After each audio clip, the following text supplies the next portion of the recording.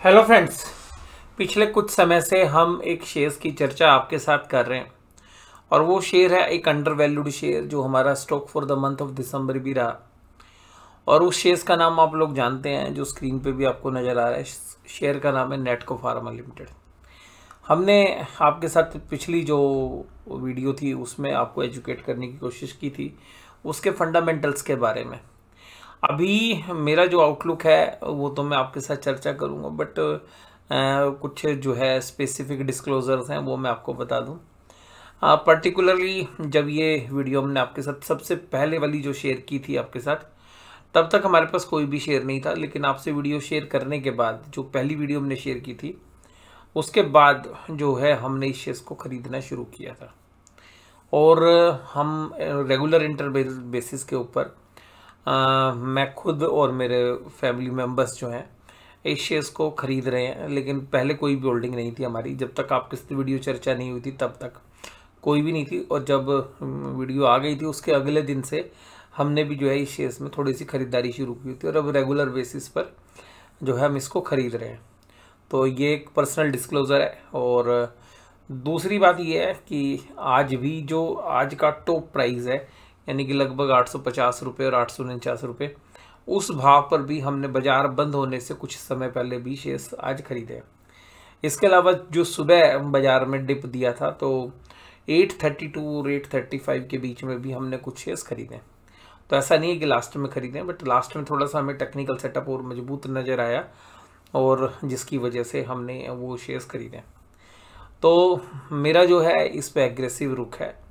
और सिमिलरली बहुत बार जो है हमारे सब्सक्राइबर बोलते हैं कि भाई ये जो शेयर है आप कैसे लेते हैं, फेयर वैल्यू क्या होती है। तो आइएगा जो उसके बारे में भी कुछ चर्चा करूंगा, क्योंकि बहुत बार सवाल पूछते हैं सर फेयर वैल्यू कैसे डिटरमाइन होती है।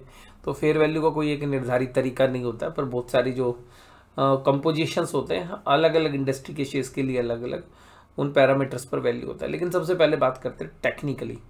तो टेक्निकली जब आप स्क्रीन पे देख रहे हैं ये एक महीने का चार्ट है। एक महीने का जो चार्ट होता है उसका मतलब होता है पूरे महीने के दौरान शेयर्स ने क्या किया और उसके बाद वो कहाँ क्लोज हुआ। यानी कि महीने की शुरुआत में अगर वो शेयर जहाँ पर ओपन हुआ था उसके नीचे बंद होता है महीने के अंत में तो कैंडल रेड बनती है। और अगर महीने के शुरुआत से ऊपर अगर वो शेयर जाके एक महीने बाद बंद होता है तो कैंडल पॉजिटिव बनती है।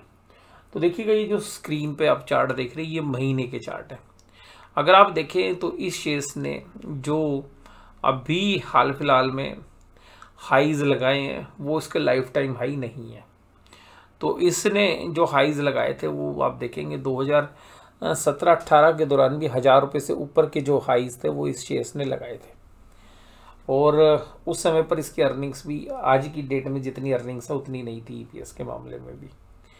उसके बाद अगर हम बात करें तो 21-22 के अंदर भी ये शेयर्स एक अच्छी तेज़ी करता हुआ नजर आया था और तकरीबन जो है 1100 के ऊपर ये शेयर्स जो है ट्रेड कर रहा था उस समय पर।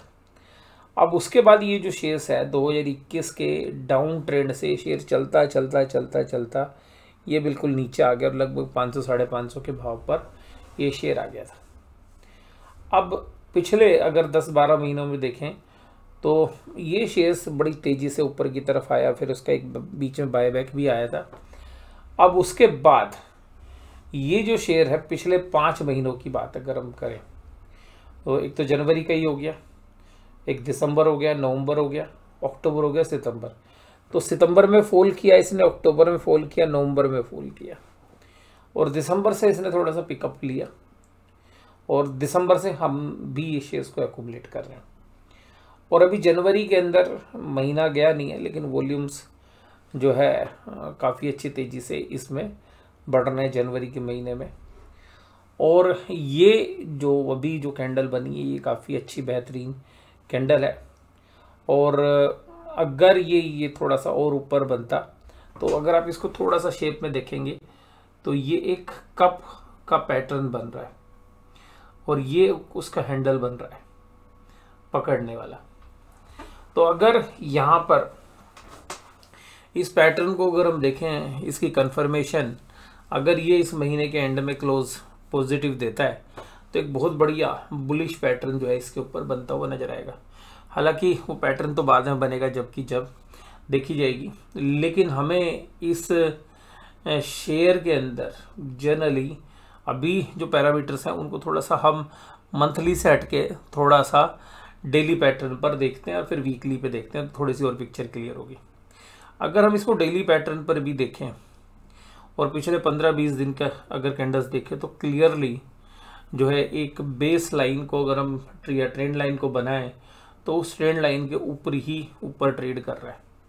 तो यहाँ पर अगर हम पिछले 20-25 दिनों के अंदर अगर देखें तो इसमें एक इनहेरेंट स्ट्रेंथ जो है बनती जा रही है। तो जो ट्रेडिंग के अंदर जो है डेली बेसिस के ऊपर यानी कि जो शॉर्ट पीरियड्स है उसमें एक अच्छी खासी जो है बेस बन रहा है टेक्निकली। अब अगर वीकली भी बात करें तो वीकली देखिएगा इसमें बड़ी अच्छी तेजी जो है बनी थी पिछले साल, और ये देखिएगा वीकली बेसिस पर एक अच्छी तेजी करता हुआ नजर आया। उसके बाद एक बढ़िया डाउनफॉल भी इसने देखा और उसके बाद ये कंसोलिडेट हुआ। लेकिन अपने पिछले 3 हफ्तों से इस शेयर्स में एक जबरदस्त तरीके की कैंडल्स जो है बन रही हैं, ग्रीन कैंडल्स। और यहाँ पर अगर हम इस पैटर्न को देखने की कोशिश करें वीकली टाइम फ्रेम पे, तो ये जो पैटर्न है ये भी अभी तक हमें मजबूत लग रहा है, लेकिन ये तकरीबन 880 से लेकर 904 रुपये के बीच में जाके रेजिस्टेंस देने का दम रखता है। मुझे लगता है कि शायद आपको 1 या 2 हफ्तों के दौरान ये हो सकता है नेक्स्ट वीक में ये इन एरियाज़ के आसपास जो है जाके अटेम्प्ट कर सकता है, जिसमें मुझे लगता है कि प्राइमरली 880 के आसपास ये शेयर रिएक्ट कर सकता है नेक्स्ट वीक के अंदर भी। तो यहाँ पर हालांकि देखिएगा पैटर्न तो बाद में बनेंगे ना तेजी वाले, जब सारी दुनिया इसके अंदर आएगी या टीवी चैनल्स पर इसकी बात होनी शुरू होगी, सोशल मीडिया पे इसकी बात होनी शुरू होगी, वो तब होगी जब पैटर्न और बन चुके होंगे, यानी कि यहाँ से भी 5-7% और चला होगा। तब देखिएगा पब्लिक आएगी इसके अंदर, या जो टेक्निकल ट्रेडर्स हैं वो इसके अंदर एक्टिव होते हुए नजर आएंगे। अब अगर हम इस मंथली चार्ट को दोबारा से देखने की कोशिश करें तो आपको ये समझ में आ रही है कि ये कब बन चुका है, अब हैंडल की तैयारी है, और हैंडल का जो कंफर्मेशन है मंथली चार्ट पे मुझे लगता है कि शायद इस महीने के अंत तक आपको मिलता हुआ नजर आए।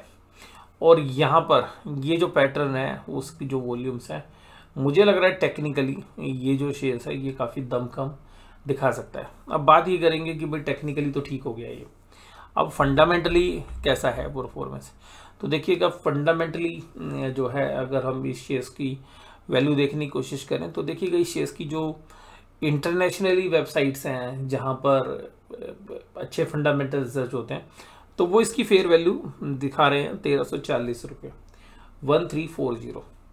अब ये कहेंगे सर ये फेयर वैल्यू निकलती कैसे। देखिएगा फेयर वैल्यू में क्या चीज़ होती है, पहले देखा जाता है कि शेयर किस सेक्टर से बिलोंग करता है, उस शेयर्स की क्या वैल्यूएशंस रहती हैं उस सेक्टर की बाकी कंपनीज के साथ, उन कंपनीज के एवरेज वैल्यूएशंस पैरामीटर्स में वो देखा जाता है। अब उन वैल्यूएशन पैरामीटर्स में होती हैं प्राइस अर्निंग रेशियोज, डेट और कैपिटल का मिक्स यानी कि डेट इक्विटी रेशियो कितनी है, कंपनी की डेट सर्विस कवरेज रेशियो यानी कि जो इंटरेस्ट पे करने की कैपेसिटी है वो कितनी है, कंपनी के पास जो पेटेंट है या जो बिजनेस को करने के तरीके हैं, चाहे वो मार्केटिंग से रिलेटेड, चाहे वो रिसर्च से रिलेटेड, चाहे वो पेटेंट से रिलेटेड, बाकी कंपनीज के साथ कंपेयर किए जाते हैं, वो पैरामीटर्स होते हैं। उसके बाद मैनेजमेंट की जो परफॉर्मेंस है वो देखी जाती है।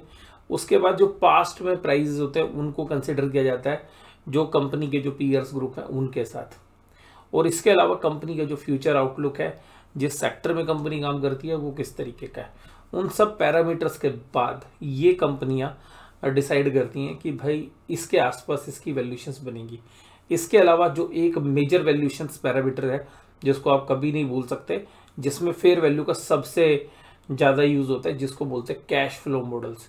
तो ये जो वैल्यूएशन है ये कैश फ्लो मॉडल्स के ऊपर है, यानी कि जो भविष्य में ये कंपनी कैश जनरेट करेगी उसको आज अगर हम डिस्काउंट कर दें, यानी कि जो भी आज की डेट में कंपनी की कॉस्ट ऑफ कैपिटल है, या हम सिंपल भाषा में ये बात करें कि जो भी आज की डेट में रिटर्न्स के रेट्स हैं फार्मा इंडस्ट्रीज में, उस रेट से डिस्काउंट कर दे तो वैल्यू क्या निकलती है, वो फेयर वैल्यू निकल कर आती है 1340, और शेयर अभी चल रहा है 849 पे।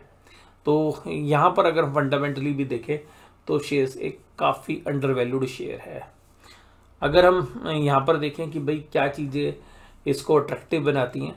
ये 36.6% फेयर वैल्यू पर डिस्काउंट कर रहा है अपनी वैल्यूएशन से। अर्निंग का जो फोरकास्ट है वो 14% के आसपास है, जबकि अब इसके बाकी पीयर्स के साथ देखेंगे तो वो भी लगभग यहीं पे हैं, लेकिन वो 30 से 35 के पी पर ट्रेड कर रहे हैं, तो वहाँ पर आपको एक काफ़ी डिस्काउंट मिलेगा। पिछले एक साल में 177% के आसपास की जो है इसकी अर्निंग ग्रोथ हुई है, तो उसकी वजह से हमें लग रहा है रीरेटिंग होगी। और trading at good value compare to peers and industries, तो जो पीयर्स और जो इंडस्ट्रीज़ है वहाँ से एक क्लियरली अच्छी वैल्यूएशंस पर ये शेयर ट्रेड कर रहे हैं। तो देखिएगा, निवेश करने से पहले अपने फाइनेंशियल एडवाइजर सलाह लीजिए, फिर निवेश कीजिए। हाँ, मेरा जो आउटलुक है वो काफ़ी पॉजिटिव है, और मैंने पिछले 15 दिनों के अंदर जो है इस शेयर्स में काफ़ी अच्छी पोजीशन जो है बनाई है। उसमें जो मेजर पोर्शन है वो हमारा लॉन्ग टर्म इन्वेस्टिंग का है, लेकिन साथ साथ जो है अब हम ट्रेडिंग के लिए भी शेयर्स ले रहे हैं, क्योंकि जिस तरीके से हमने भी हालांकि शुरू में भी ट्रेडिंग के लिए शेयर्स लिए थे, लेकिन वो भी हमने सेल नहीं करे, और हमने एक फर्दर जो बाय जो है की है, और अभी हमें लग रहा है कि हम शायद इस शेयर्स में भी और इंतज़ार करेंगे।